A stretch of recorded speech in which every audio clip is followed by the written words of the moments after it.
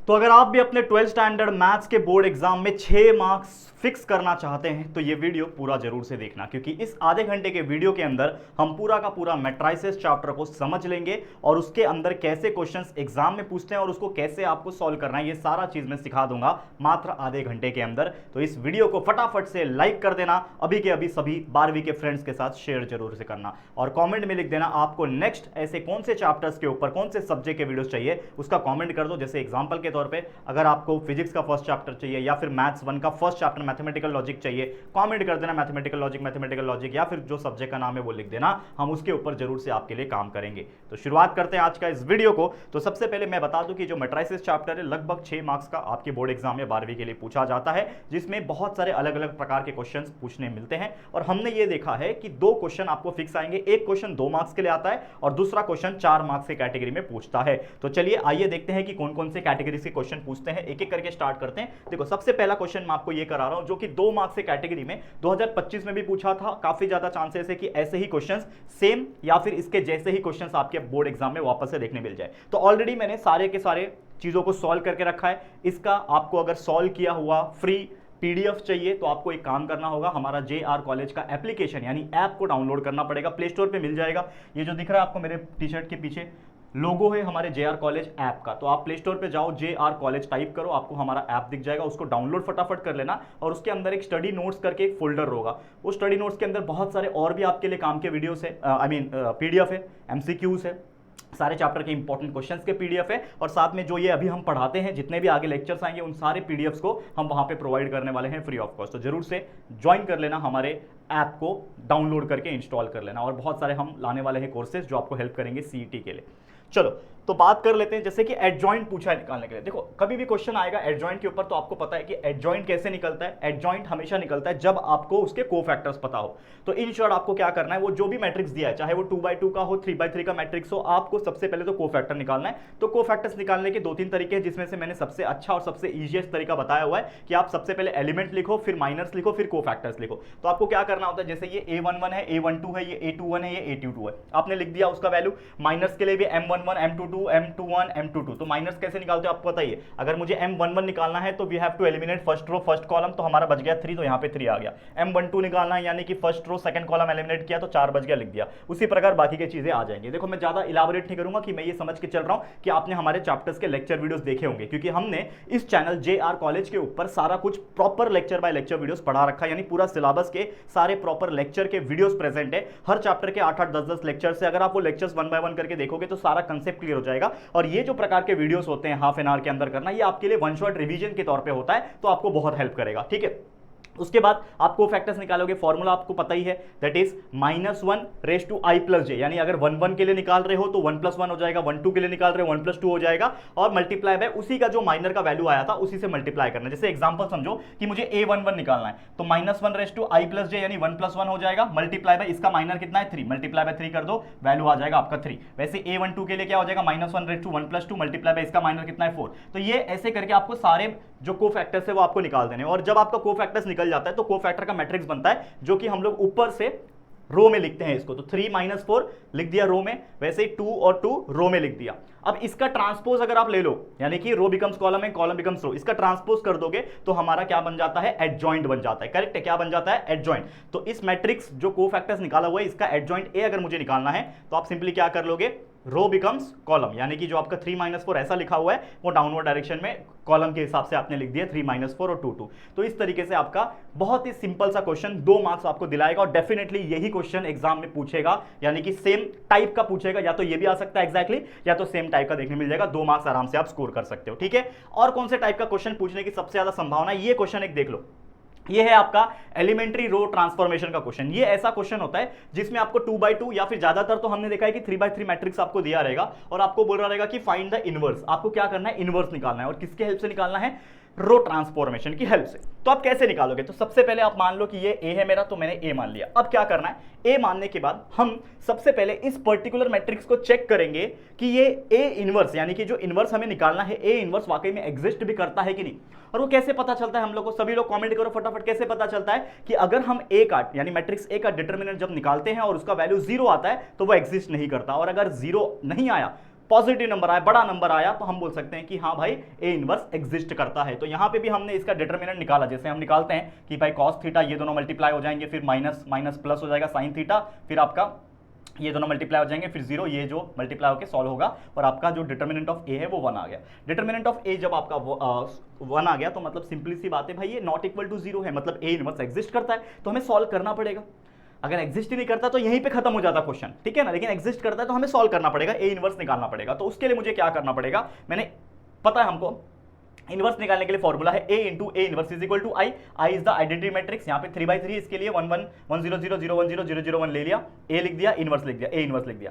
अब मैं क्या करूंगा, इस पर्टिकुलर चीज में मुझे रो ट्रांसफॉर्मेशन करना है, एलिमेंट्री रो ट्रांसफॉर्मेशन करना है, जिसके हेल्प से ये आपका आई बन जाए, यानी आइडेंटिटी मैट्रिक्स बन जाए, जिसकी वजह से हमारा ए इनवर्स का वैल्यू यहाँ पे समथिंग आ जाएगा। तो मैंने क्या किया, सबसे पहले यहाँ पे अगर आप देखोगे तो ये मेरा फर्स्ट रो है, फर्स्ट रो के अंदर मैंने क्या किया, कॉस थीटा को कॉस थीटा से डिवाइड किया, मतलब सारे वैल्यू को, रो 1 के वैल्यू को कॉस थीटा से डिवाइड किया, तो कॉस बाय कॉस 1 हो जाएगा, साइन बाय कॉस 10 हो जाएगा, और 0 बाय कॉस इज 0। तो आपका फर्स्ट रो चेंज होके ऐसा दिख गया, बाकी तो सेम रहेंगे, और जिसके वजह से हमारा ये भी चेंज हो जाएगा, 1 अपॉन कॉस हो जाएगा ना, 1 अपॉन कॉस इज क्या होता है, सेक होता है, तो लिख दिया सेक थीटा, बाकी सब चेंज नहीं होंगे, वैसे के वैसे ही रहेंगे। फिर मैं क्या करूंगा, मुझे अगर यहां पे अगर आप चेक करो, यहां पे मुझे इसको हटाना है, जीरो करना है, तो मैं क्या करूंगा, R2 को R1 से माइनस करूंगा, लेकिन ये 1 है तो 1 मल्टीप्लाई बाय साइन थीटा कर दूंगा, यानी कि R1 multiply by sine theta को R2 से ही माइनस करवाऊं तो ये मेरा 0 हो जाएगा, तो साइन थीटा की जगह पे 0 आ गया, तो मैंने R2 minus R1 into sine theta किया, तो इसके वजह से ये मेरा 0 हो गया। कॉस, देखो यहां पे जो कॉस था, cos minus 10 into sine theta करोगे तो सेक थीटा आ जाएगा, करके देख लो, और उसके बाद 0 माइनस 0 होगा, एनीथिंग कोई भी मल्टीप्लाई होगा, 0 माइनस एनीथिंग इज 0, और सेम यहां पे वो चीज होगा, ठीक है ना, 0 minus R1 into sine theta into sec theta, आपका यहाँ पे tan थीटा का वैल्यू जो है वो आ रहा है, ठीक है। तो इस तरीके से मैंने R2 चेंज कर दिया, और फिर से यहाँ पे अगर मुझे इसको 0 मतलब 1 करना है, क्योंकि मुझे यूनिट मैट्रिक्स आइडेंटिटी मैट्रिक्स बनाना है, माफ करना, तो 1 बनाना है अगर यहाँ पे मुझे, तो सिंपल सी बात है, यहाँ पे मुझे इसको 1 बनाने के लिए क्या करना पड़ेगा, इसको मैं अगर सेक से मल्टीप्लाई कॉस से मल्टीप्लाई करो, तो R2 मेरा जब कॉस से मल्टीप्लाई हो जाएगा तो क्या हो जाएगा, यहाँ पे चेक करो, R2 मेरा कॉस से मल्टीप्लाई हो जाएगा, तो यहाँ पे 1 हो गया, उसके हिसाब से वो भी चेंज हो गया। फिर मैंने क्या किया, अब मुझे क्या करना है, देखो ये 1, ये 0 0 आ गया, ये 1 0 आ गया, 0 0 1 आ गया, मतलब एक ये जो वैल्यू है इसको मुझे 0 बनाना है। तो मैं क्या करूंगा, R1 को मैंने इस प्रकार से सॉल्व किया कि R1 plus R2 into tan theta करूंगा, ठीक है। तो 1 into tan theta 10 minus 10 is 0, तो यहाँ पे आपका 0 आ जाएगा, तो यहाँ पे आपका 0 आ गया, और उसके हिसाब से आपका ये वैल्यू भी चेंज हो गया। फिर फाइनली ये यूनिट आइडेंटिटी मैट्रिक्स बन गया, ए इनवर्स का वैल्यू ये आ गया, तो इसको लिख दो, this is your A inverse का वैल्यू। समझ में आया? तो यही सब चीजें हैं जो आपको प्रैक्टिस करने से आएगी, क्योंकि जितना आप प्रैक्टिस करोगे उतना आपके लिए फायदा है, क्योंकि यहां पे आपको एक चीज समझना पड़ेगा कि प्रैक्टिस से ही सब कुछ होगा, ठीक है, प्रैक्टिस से ही ये चीजें जो है वो होने वाली है, ये चीज आपको ध्यान में रखना है। करेक्ट है? क्लियर है बच्चा? तो आप लोग को ऐसे ही क्वेश्चंस, यानी जितने भी आपको रो ट्रांसफॉर्मेशन के क्वेश्चन दिखेंगे ना, आपको बस इसको सॉल्व करते रहना है और कुछ नहीं, ठीक है बच्चा? चलो, थोड़े से पसीना निकल रहे हैं बिकॉज एंड मोमेंट पे हमारा एसी जो है वो थोड़ा काम करना बंद कर दिया है, आई डोंट नो कि क्या प्रॉब्लम हो गया, ठीक है, कूलिंग नहीं आ रहा है, ठीक है, तो मे भी थोड़ा मेरे चेहरे पे आपको पसीना दिखेगा, लेकिन कोई बात नहीं, ठीक है ना। यहां पे ध्यान दो। अब मैं एक और क्वेश्चन आपके लिए कराने जा रहा हूं जो कि बहुत ज्यादा इंपॉर्टेंट है, और ये क्वेश्चन 2 मार्क्स की कैटेगरी में अक्सर पूछता है। ये क्वेश्चन अगर आप देखोगे क्या बोल रहा है, चेक वेदर द मैट्रिक्स, आपको एक मैट्रिक्स दिया है, चाहे वो 2/2 3/3 कुछ भी रह सकता है, हमें पूछा है इन्वर्टिबल है या नहीं। इन्वर्टिबल का मतलब क्या होता है, ये चीज समझा पड़ेगा। आप लोग हमेशा याद रखना कि अगर आपका डिटरमिनेंट 0 आता है और ए इनवर्स एग्जिस्ट करता है, मतलब क्या है, ए हमारा एक नॉन सिंगुलर मैट्रिक्स है, और अगर ए मेरा नॉन सिंगुलर मैट्रिक्स साबित हुआ, इसका मतलब वो क्या है, एक इन्वर्टिबल मैट्रिक्स है। तो क्या करना होगा, ए का वैल्यू ले लिया हमने, this is the A matrix A, हम क्या करेंगे, इसको डिटरमिनेंट निकालेंगे, this multiply by this minus this multiply by this, solve किया, sine square theta plus cos square theta आपका 1 आ गया, मतलब determinant is not equal to 0, मतलब ए इनवर्स एग्जिस्ट करता है, और अगर ए इनवर्स एग्जिस्ट करता है मतलब it is not singular, non singular matrix, और इसका मतलब ये क्या है, एक इन्वर्टिबल मैट्रिक्स है। इतना सा करने के लिए 2 मार्क्स आएगा, और ये क्वेश्चन डेफिनेटली एग्जाम में पूछने की संभावना सबसे ज्यादा है, और इसीलिए मैं करा रहा हूँ। ये जितने भी क्वेश्चन मैं हाफ एन आवर के अंदर कराऊंगा ना, ये सारे आप लोग प्रैक्टिस कर लोगे, आपका मैट्रिक्स का टेंशन भूल जाना, खत्म कर देना। अगर ऐसे ही मैथमेटिकल लॉजिक के लिए या फिर आगे ट्रिग्नोमेट्रिक्स वगैरह के लिए चाहिए तो कॉमेंट करना, मैं जरूर से बनाऊंगा। पार्ट 2 के लिए चाहिए तो पार्ट 2 कॉमेंट करो मैथ्स का, उसके लिए भी हम वीडियोस बनवाएंगे, टेंशन बिल्कुल मत लेना, ठीक है ना। चलो आगे बढ़ जाते हैं। अब ये क्वेश्चन देखो, आपने रिडक्शन मेथड सुना होगा, ये भी बहुत इंपॉर्टेंट है क्वेश्चन, 4 मार्क्स की कैटेगरी में पूछ लेता है भाई ये क्वेश्चन। तो क्या क्वेश्चन है देखो कि solve the following system of equation by the method of reduction. मतलब आपको 3 इक्वेशन दे दिए हैं, x plus Y plus Z है, y plus 3z is equal to 11 है, x plus Z is equal to 2y। तो यहाँ पे आप देखोगे तो ये तो तीनों दिया हुआ है, कोई बात नहीं, इसको लिख दिया, लेकिन इसके अंदर x का टर्म मिसिंग है तो 0x करके लिखना पड़ेगा, लिख दिया। इसके अंदर y का टर्म मिसिंग है तो 0 y नहीं है ना, हाँ सॉरी इधर है, 2y को इधर लाओगे तो x minus 2y plus z is equal to 0 हो गया। उसको मतलब सिंप्लीफाई करके लिख दिया। ये तीनों इक्वेशन को लिखने के बाद we know that if we have to solve by reduction method तो हमें ax is equal to b इसके फॉर्म में लिखना होता है, ठीक है। इन्वर्जन में भी हम लोग लगभग यही करते हैं, आपको याद होगा, ठीक है। तो मैट्रिक्स फॉर्म में हमने लिख दिया ax is equal to b। तो दिस इज a, क्या होता है a 1 1 1 0 1 3 1 माइनस 2 और 1 लिख दिया, a का वैल्यू यानी मैट्रिक्स a का वैल्यू। उसके बाद हमारा जो अल्फाबेट्स है वो क्या है x y z, ठीक है। और उसके बाद कांस्टेंट क्या है 6 11 0 लिख दिया, ax is equal to b के फॉर्म में हो गया। अब मुझे क्या करना पड़ेगा, मैं अगर इसको सॉल्व करना चाहता हूं और मुझे रिडक्शन मेथड से करना है, मतलब we have to reduce it, and reduce इस प्रकार से करना होता है कि हम या तो इसको अपर ट्रायंगुलर बनाना है या तो लोअर ट्रायंगुलर। तो सबसे इजी होता है आप इसको क्या करो, अपर ट्रायंगुलर मैट्रिक्स में कन्वर्ट कर लो। अपर ट्रायंगुलर में मतलब क्या होता है कि आपका जो डायगोनल होता है उसके ऊपर ही वैल्यू होते हैं, उसके नीचे वाले वैल्यू 0 हो जाते हैं। मतलब आपको ये 0 तो पहले से ही है, इसको 0 बनाना है और इसको 0 बनाना है। तो आप क्या कर सकते हो इसको 0 बनाने के लिए, तो R3 को अगर मैं R1 से माइनस कर दूं यानी 1 माइनस 1 कर दूं तो ये 0 हो जाएगा ऑटोमेटिकली। तो मैंने लिख दिया कि R3 change to R3 minus R1। तो मैं क्या करूंगा 1 माइनस 1 कर दूंगा, माइनस टू माइनस 1 आपका चेंज हो जाएगा, ठीक है ना। और यहां पे ये 3 माइनस 1 2 हो जाएगा, ठीक है ना, समझ में आ रहा है। तो ये सारे जो चीजें हैं ना वो आपको चेंज करना पड़ेगा और कुछ नहीं। सॉरी, ये 1 माइनस 1 आपका 0 हो गया, माइनस 2 माइनस 1 माइनस 3 हो गया, और ये 1 माइनस 1 यहाँ पे भी 0 हो गया। ये मैंने किया, R3 माइनस R1 कर दिया। जब R3 माइनस R1 किया तो बाकी R1 R2 कोई चेंज नहीं होगा। देखो ये यहाँ पे भी 0 माइनस 6 हो गया, बाकी और कोई चेंज नहीं हुआ। अब मुझे क्या करना है, मैं इस चीज को R3 का ये जो वैल्यू है इसको भी अगर 0 बनाना चाहता हूं तो मैं क्या करूंगा, इसको प्लस करूंगा, R3 को प्लस करूंगा, लेकिन किसके साथ करूं, मैं क्या करूंगा ये R2, क्योंकि ये 0 है ना तो एडवांटेज दे रहा है मुझे, तो R3 को मैं प्लस कर रहा हूं 3 मल्टीप्लाई बाय R2, क्योंकि ये 3 मल्टीप्लाई बाय 1 3 हो जाएगा, माइनस 3 प्लस 3 0 हो जाएगा। तो हमने क्या किया, R3 को चेंज किया R3 plus 3 multiply by R2। तो इसके अंदर जब चेंजेस हुआ, अब देखो मैं ज्यादा डिटेल में नहीं जाऊंगा, उसको आपको सॉल्व करके देखना पड़ेगा, क्योंकि ऑलरेडी ये सारा चीज मैंने लेक्चर्स में खुद पढ़ाया हुआ है, आप जाके हमारे लेक्चर वीडियोस चेकआउट कर सकते हो। तो यहां पे हमने किया तो R1 चेंज नहीं हुआ, R2 भी चेंज नहीं हुआ, लेकिन R3 चेंज हो गया, 0 माइनस 0 0 प्लस एनीथिंग इज 0, ठीक है। यहां पे देखो 0, ठीक है, ये जो था आपका minus 3 plus 3 multiply by 1 is 3, तो 0 आ गया। और उसके बाद ये देखो ये 0 प्लस 3 मल्टीप्लाई बाय R2, तो 3 मल्टीप्लाई बाय R2 मतलब 3 3 9, 9 प्लस 0 इज 9, तो यहाँ पे 9 आ गया। सेम इसमें भी चेंजेस आ जाएगा। अब मुझे क्या करना है, ये 0 0 0 हो गया, सब कुछ हो गया। अब मुझे क्या करना है, मेरा अपर ट्रायंगुलर मैट्रिक्स तैयार हो गया, मतलब मुझे और कोई ट्रांसफॉर्मेशन करने की जरूरत नहीं है। तो मैं सिंपली क्या करूंगा, मल्टीप्लाई कर दूंगा। मल्टीप्लाई कैसे करूंगा, ये मेरा 1 मल्टीप्लाई हो जाएगा x, 1 multiply by y, 1 multiply by z, ऊपर का आ गया। Same 0 multiply by x 0, y multiply by 1 is y, and 3 multiply by z is 3z, 0 0 9 multiply by 9z। तो हमारे पास क्या मिल गया, एक मैट्रिक्स मिल गया मल्टीप्लिकेशन करके, और ये जो वैल्यू है। और इसके बाद हम क्या कर लेंगे, इन दोनों को इक्वालिटी ऑफ मैट्रिसेस कर लेंगे, ठीक है ना, इक्वालिटी ऑफ मैट्रिसेस कर लेंगे, जिसमें हमारे पास ये जो x plus Y plus Z था वो 6 के बराबर हो जाएगा, y plus 3 z is equal to 11 और 9z इज इक्वल टू 27। तो 9z इज इक्वल टू 27 आया तो z will be 27 upon 9, that will be 3। तो z का वैल्यू हमें मिल गया, करेक्ट। और एक बार z का वैल्यू मिल गया, उठा के इक्वेशन 2 में डालूंगा तो z यहाँ पे डाल दूंगा, y मिल जाएगा, और ये y मिल गया और z मिल गया, उठा के इक्वेशन 1 में डाल दूंगा तो x का वैल्यू भी मिल जाएगा। और ये हमने सॉल्व किया, x का वैल्यू 1 2 3 आ गया, मतलब x का वैल्यू 1, y का वैल्यू 2 और z का वैल्यू 3 आ गया। और इस तरीके से ये 4 मार्क्स का क्वेश्चन आप इजीली सॉल्व करके दिखा सकते हो। करेक्ट है कि नहीं बेटा, बताओ कमेंट करके बताओ कि ये क्वेश्चंस अगर आप प्रैक्टिस कर लोगे तो आपको इजी लगेगा कि नहीं, क्योंकि ट्रस्ट मी है क्वेश्चंस काफी इजी।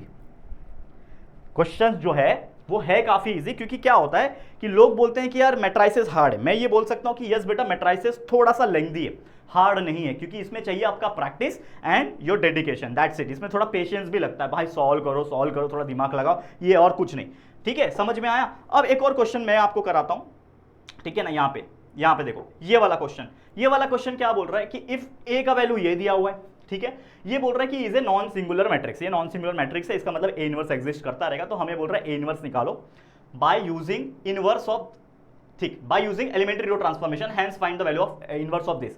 मतलब एक आपको मैट्रिक्स दिया हुआ है, ठीक है, ये एक नॉन सिंगुलर मैट्रिक्स है, हमें ए इनवर्स निकालना है एलिमेंट्री रो ट्रांसफॉर्मेशन का यूज करके, और फिर उसके बाद हम इस चीज का इनवर्स निकालेंगे। तो कैसे करोगे, तो सबसे पहले भाई चेक कर लो कि भाई एग्जिस्ट करता है कि नहीं। ऑलरेडी बोल रखा है नॉन सिंगुलर, लेकिन फिर भी चेक कर दिया ए इनवर्स एग्जिस्ट करता है, और हम लोग बोलेंगे भाई A into A inverse is equal to I. तो this is A X 0 0 Y 0 Y 0 0 0 A inverse into आई।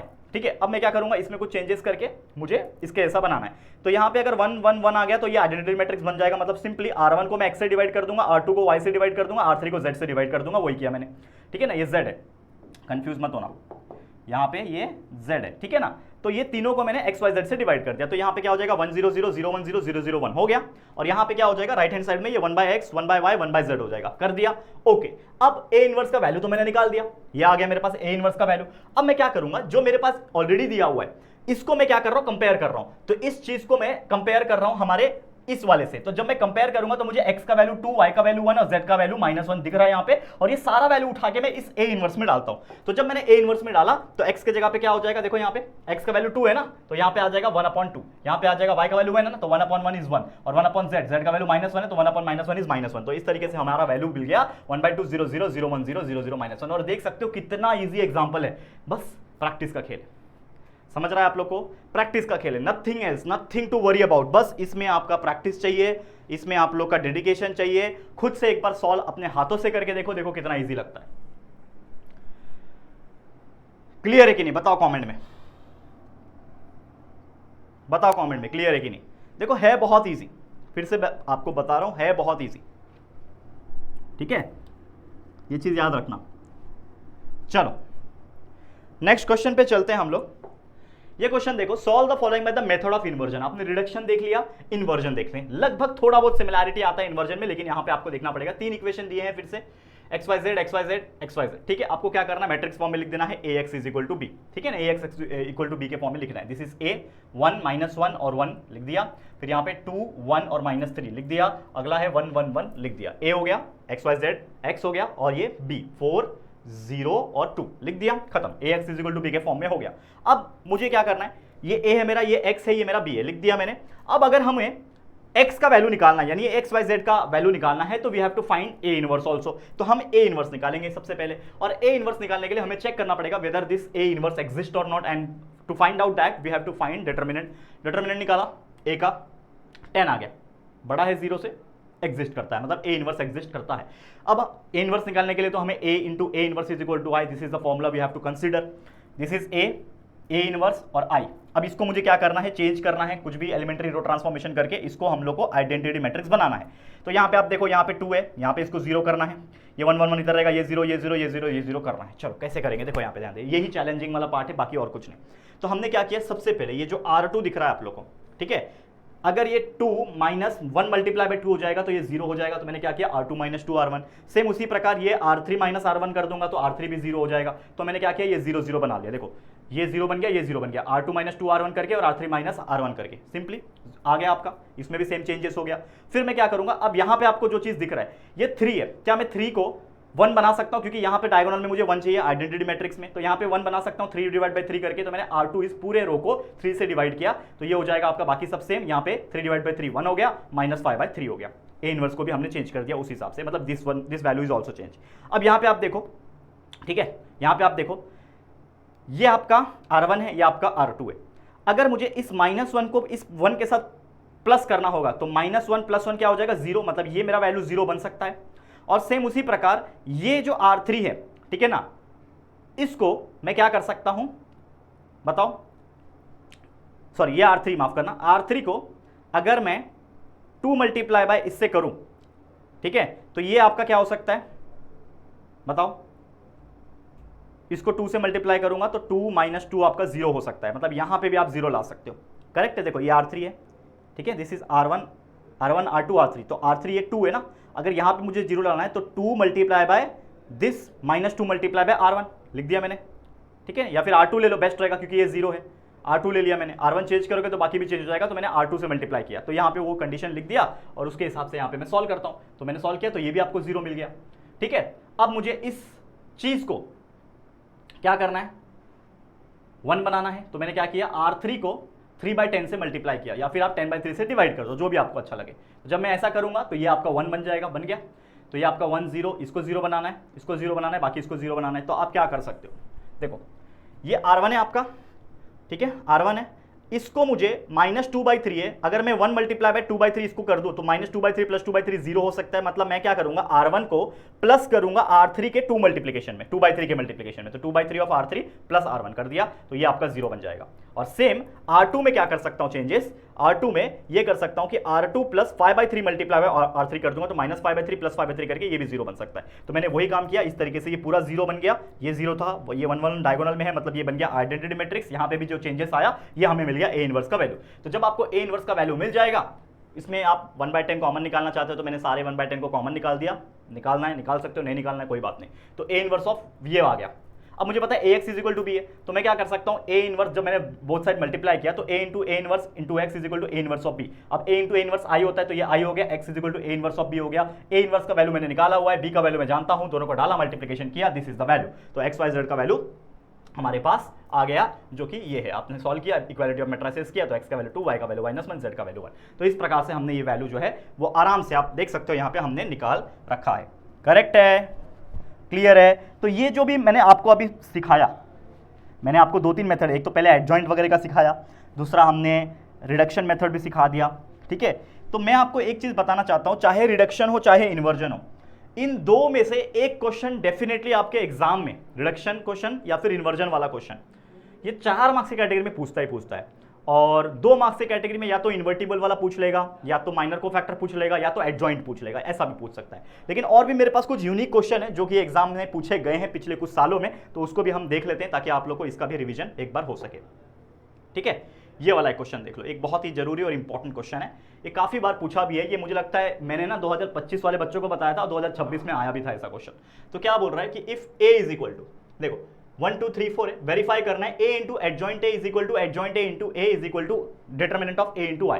तो मुझे क्या करना है, सबसे पहले A लेना है और एडजॉइंट A के साथ मल्टीप्लाई करना है। तो मैं सबसे पहले एडजॉइंट A निकालूंगा, उसके लिए एलिमेंट्स माइनर कोफैक्टर करके मैंने कोफैक्टर निकाला 4 -3 -2 1 और उसका ट्रांसपोज लेके मैंने एडजॉइंट A निकाल दिया। तो 4 -3 -2 1, this is the adjoint A। मैंने ये मेथड करके निकाल दिया, बहुत आसान है, जो कि मैंने ऑलरेडी आपको समझा दिया कैसे करना है। तो जब मेरे पास एडजॉइंट A आ गया तो मैं क्या करूंगा, सबसे पहले A को एडजॉइंट A के साथ मल्टीप्लाई करूंगा। तो ये मेरा A का वैल्यू था 1 2 3 4, ये मेरा एडजॉइंट A का वैल्यू आया, इन दोनों को मल्टीप्लाई किया, 1 multiply by 4 plus 2 multiply by -3 6 हो गया, इन दोनों को सॉल्व किया, -2 आ गया। सेम 3 मल्टीप्लाई बाय 4 12 और ये 4 मल्टीप्लाई -3 इज -12, ठीक है। तो 12 -12 इज 0 आ गया। सेम ऐसा सॉल्व किया, मल्टीप्लिकेशन तो आपको आता ही करना है, जो मैंने आपको बताया जैसा 7 पैटर्न याद रखना। ये सॉल्व किया, मेरे को A इंटू एडजॉइंट A का वैल्यू मिल गया।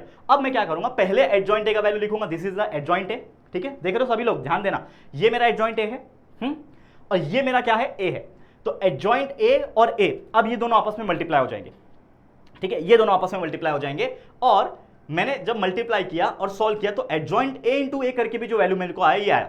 अब आप कंपेयर करो, ये मेरा adjoint A into adjoint A है, ये एडजॉइंट इंटू A है, -2 0 0 -2 -2 0 0 -2, और ये दोनों वैल्यू सेम आ रहे हैं, ठीक है। लेकिन एक और चीज था उसमें, एक था determinant of A multiply by I। तो डिटर्मिनेंट ऑफ A निकालते हैं, तो मैंने A ले लिया 1 2 3 4, इसका डिटर्मिनेंट निकाला 4 मल्टीप्लाई बाय 4 -6 इज -2 आ गया मेरा डिटर्मिनेंट, और उसको I से मल्टीप्लाई करूंगा, this is the identity matrix 1 0 0 1। इन दोनों को मल्टीप्लाई किया तो मेरे को ये आया। और आप कंपेयर कर पा रहे होंगे, चाहे मैं A इंटू एडजॉइंट A करूं, चाहे मैं एडजॉइंट A इंटू A करूं, और चाहे मैं determinant of A into I करूं, ये तीनों का वैल्यू फ्रॉम इक्वेशन 1 2 एंड 3 आप देख सकते हो ये सेम आ रहा है। तो हम बोल सकते हैं कि जो हमें क्वेश्चन पूछा था कि प्रूफ करके दिखाओ, वेरीफाई करके दिखाओ कि ये इक्वल टू ये इक्वल टू ये, तो ये हो रहा है, नीचे लिख देना हेंस प्रूफ। बताओ मुझे है कि नहीं। तो ऐसे ही क्वेश्चंस एग्जाम में बनेंगे आपके मैट्रिसेस के, और मैं चाहता हूं कि जो बच्चे 6 मार्क्स से छोड़ते हैं ना, ये नहीं छोड़े, क्योंकि देखो मैथ्स थोड़ा सा है लेंथी। आप लोग का 12वीं का जो मैथ्स है आपको पता ही लेंथी है, लेकिन ट्रस्ट में खासकर आपके बहुत सारे ऐसे चैप्टर्स है जिसको सिर्फ आप करके जाओ आप पास आराम से हो जाओगे, जो कि मैं हर बार बोलता हूँ बच्चों को। और स्कोर करना है तो आपको बहुत अच्छे से करना पड़ेगा। तो चलो फिलहाल आज के लिए इतना ही।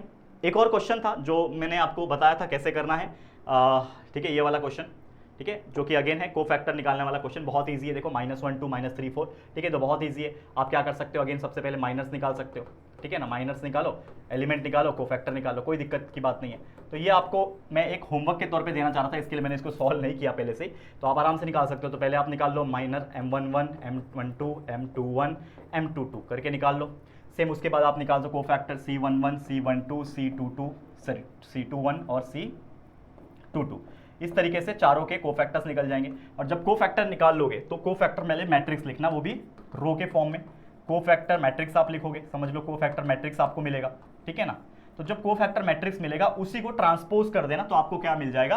वैसे तो आपको सिर्फ कोफैक्टर का ही पूछा है ना, एडजॉइंट नहीं पूछा है। अगर आपको एडजॉइंट अगर पूछेगा, मान लो एग्जाम में आपको अगर एडजॉइंट पूछा, तो आप क्या करोगे, एडजॉइंट के लिए इस कोफैक्टर का आपको बस ट्रांसपोज लेना पड़ेगा और कुछ नहीं, तो आपका एक मैट्रिक्स बनेगा जो कि ट्रांसपोज आ जाएगा, मतलब दैट इज एडजॉइंट आ जाएगा, ठीक है। लेकिन आपको सिर्फ कोफैक्टर पूछा है, तो आपको जो कोफैक्टर निकालना है वो करके निकालना है, बाकी और कुछ नहीं, ठीक है। समझ में आ गया, बहुत ईजी है, ठीक है, बहुत इजी। अगेन एक सॉल्व करके दिखाता हूं, बाकी आप लोगों को करना है। देखो M11 यानी फर्स्ट रो फर्स्ट कॉलम को एलिमिनेट किया, 4 आया, M माइनर 11 4 आया। First row second column, first row second column का किया -3 आ गया, ठीक है, समझ में आया। Second row first column, this is second row first column का किया तो यहाँ पे 2 आ गया। Second row second column, this is the second row, this is second column, क्या आ गया, -1 आ गया। तो इस तरीके से M22 सारे M के माइनस के वैल्यू निकल गए आपके। कोफैक्टर्स कैसे निकलता है, फॉर्मूला याद रखना कभी भी, फॉर्मूला क्या होता है, -1/i + j × MIJ, this is the formula.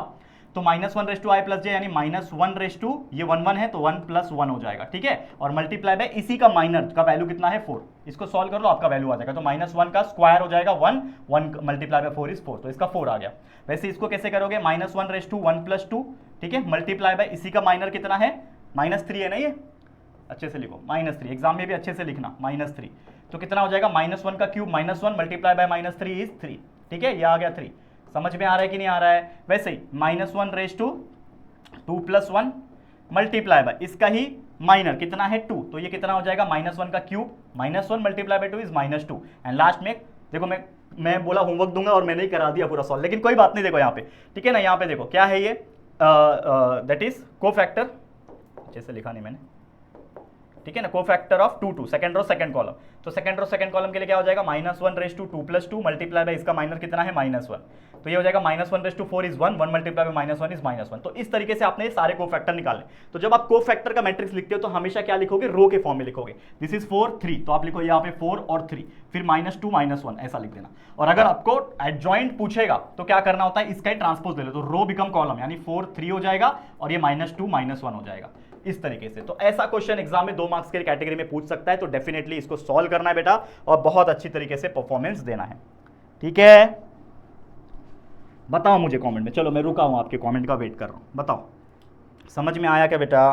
तो देखो यही है, और मैंने वो आपको बोला कि मैं सिर्फ हाफ एन आवर पे कराऊंगा और मुझे हाफ एन आवर भी नहीं लगा, बस अब जो मैंने समझा दिया है, एक्सप्लेन कर दिया है, तरीका बता दिया है, इसको उठाओ। आधा घंटा मेरा टाइम गया, आधा घंटा भी नहीं गया, 25-26 मिनट गया। आप लोग को नोटबुक उठाना है, जो जो एग्जांपल्स है, ज्यादा एग्जांपल नहीं, सिर्फ 7-8 एग्जांपल मैंने कराए हैं। ये सारे एग्जांपल्स एक बार वीडियो देख लिया आपने, अब बिना देखे यही एग्जांपल्स को अपने नोटबुक में चलो अब भी सॉल्व करने की कोशिश करो। और अगर आप सॉल्व कर पाए ये पूरे के पूरे एग्जांपल, तो समझ लेना कि आपके मैट्रिसेस के 6 मार्क्स फिक्स हो गए, कोई ताकत आपसे रोक नहीं सकती आपको 6 मार्क्स स्कोर करने के लिए।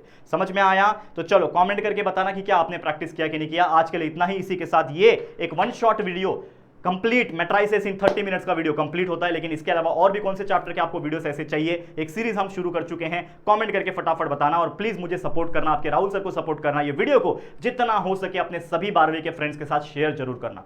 मिलते हैं कभी और किसी वीडियो में। वीडियो को लाइक करके चैनल को सब्सक्राइब करना मत भूलना। हमारा एप्लीकेशन को डाउनलोड कर लेना, पता है ना, बताया था मैंने, ये हमारा JR कॉलेज का एप्लीकेशन है, डाउनलोड कर लो। ये फ्री PDF मैं वहां पे अपलोड कर दूंगा। All the very best. आज के लिए इतना ही। Thank you so much, take care, goodbye. मिलते हैं किसी और नए वीडियो में, तब तक के लिए thank you, take care, bye.